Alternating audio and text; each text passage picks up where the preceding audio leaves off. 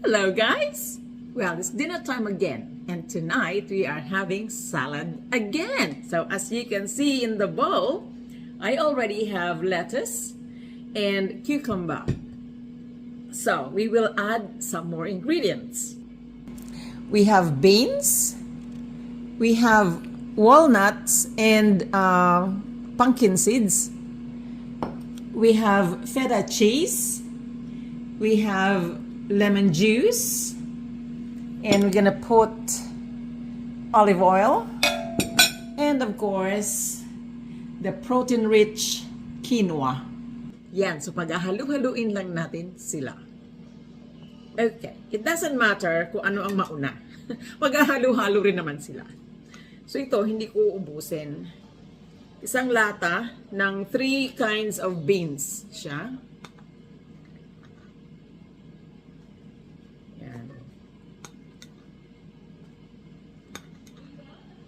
Yan, depende sa inyo. Siyempre, kung mahilig kayo sa beans, pero without din, kasi ang beans ay, ano rin yan, may purine. So, kung ikaw ay may arthritis, kagaya ko, may rheumatoid arthritis, hinay-hinay.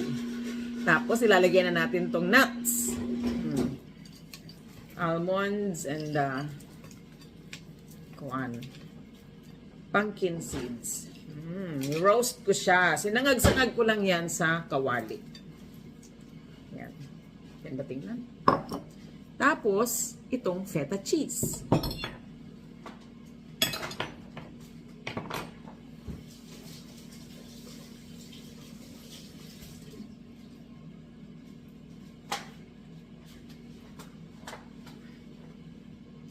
Ito. Dudurugin lang natin ang feta cheese. So, pwede hindi ka na maglagay ng salt. Kasi ito, maalat na. Itong cheese. Gusto ko to. Alam nyo sa Samar, may tinatawag na kisiyo. Di ba?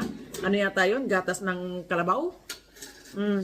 Gusto ko yun. Pareho sila ng lasa. You want a couple of chippies? No. What steak you want? The brown one.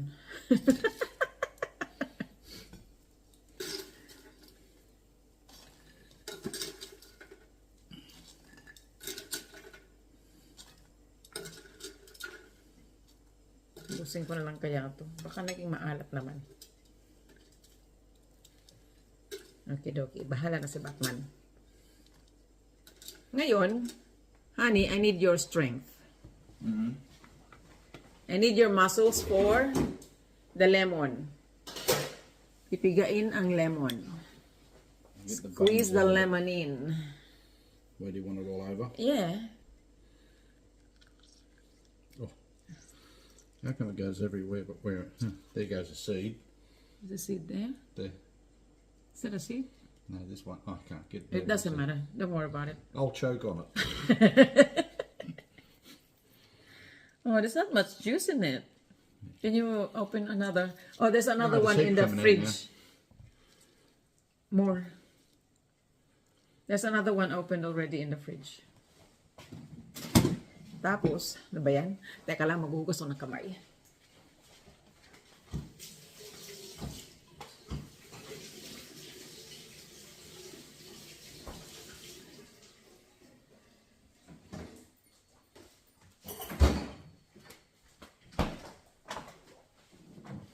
Maglalagay tayo ng olive oil.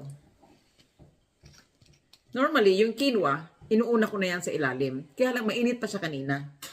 Nung hiniwa-hiwa ko tong mga greens.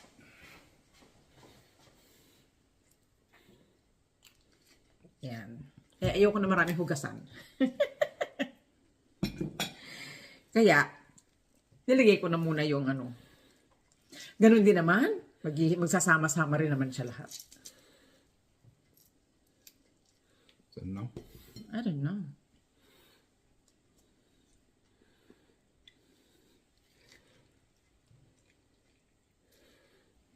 Okay, that's enough. You might as well put the rest there. Yan. Tapos, ilalagay na natin tong quinoa. Di ba? Sprinkle, sprinkle. ba? Ganyan lang ang salad. Halu-haluin mo lang yung mga gusto mong ilagay. Tabunan na siya. Pangit na. Pangit ang kanyang itsura, pero masarap ang kanyang lasa.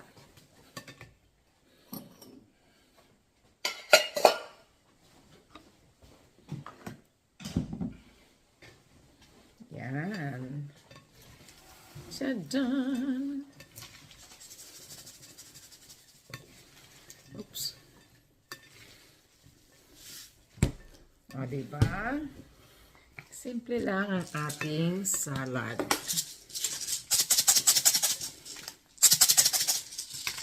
Alam mo, pagkarami-rami, kasi naman yung dahon, siyempre, bulky siya. Okay, that's the salad.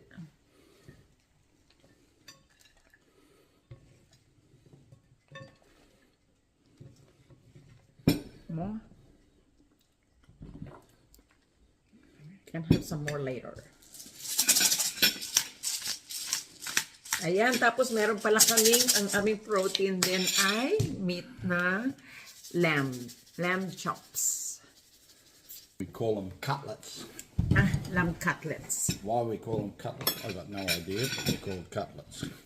Little cutlets. Oh, yum. Yeah? Which one? The cutlet? Is it cooked? Yeah, like lamb's supposed to be. Okay. Yan. Wala kang makikitang color na vibrant kasi walang kamatis. Pero okay lang yan. Healthy pa rin siya. Kasi naman, kung ilalagay mo lahat, some can afford it, pero kung talagang siya hihitikin mo sa sahog, mabigat din sa bulsa. Kaya, okay na yan.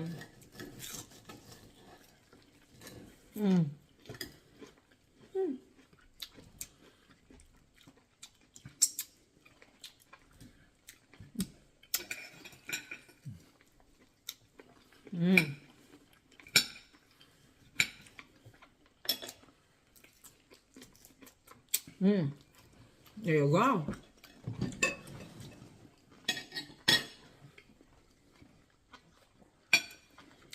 So, hindi ko alam kung ano itatawag ko dito sa dinner na to.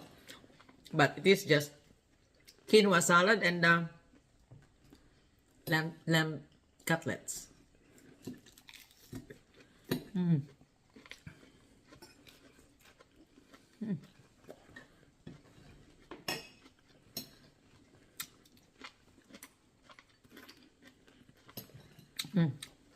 Pang ano talaga to? Pang summer na pagkain. Salad.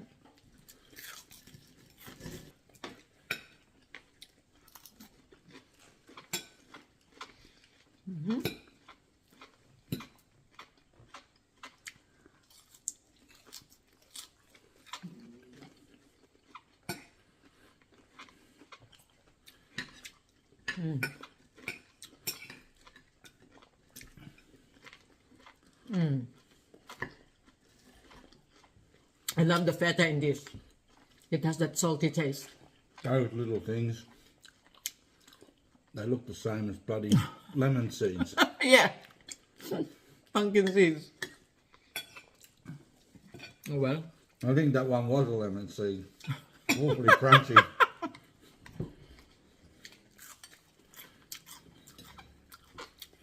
It'll be bitter if you bite on it.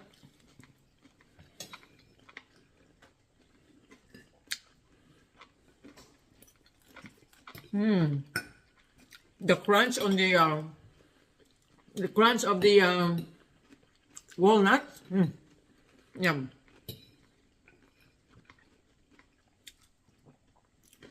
Mahal ng walnuts, guys.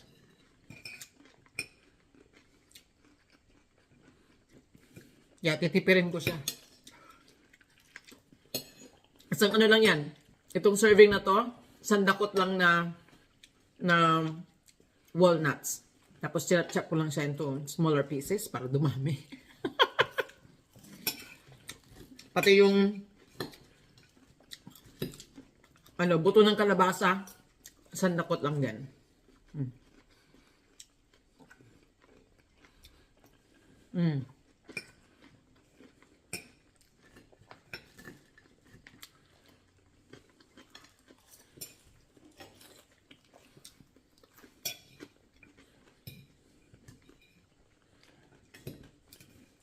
Yung niluto kong quinoa is only a third of a cup.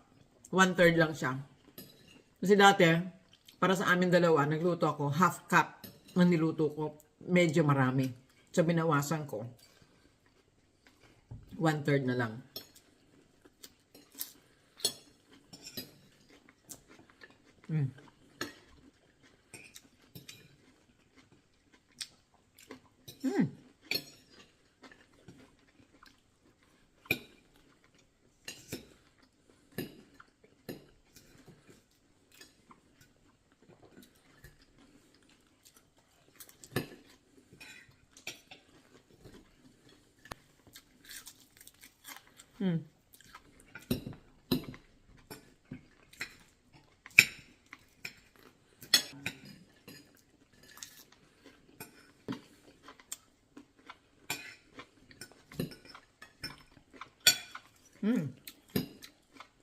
I love the feta cheese.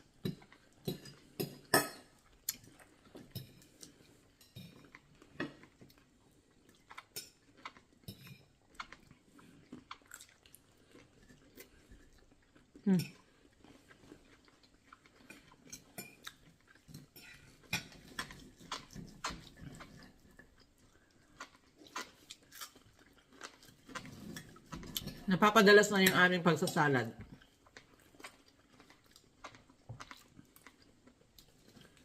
Maganda kasi siyang pang alternative to rice. So, may ulam ka. Tapos ito na yung pinaka-rice yung salad.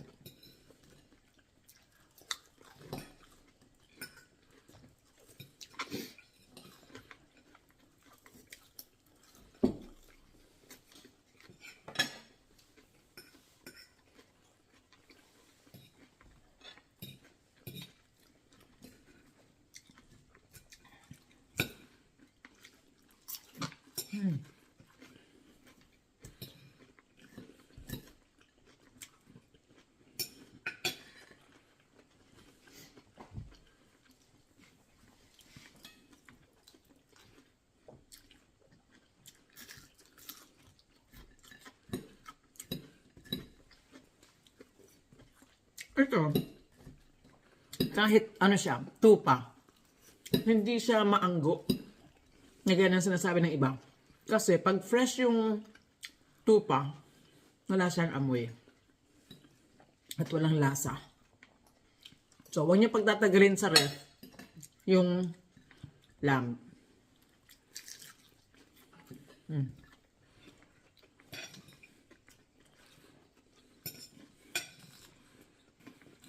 Naka-try na ako before. Medyo hindi ako mahilig sa lamb talaga dahil doon sa amoy niya, maanggo. Pero, yun nga, na-try ko na hindi lahat ng pagkakataon ay ganun may amoy ang lamb, ang tupa. So, kung fresh siya, walang amoy.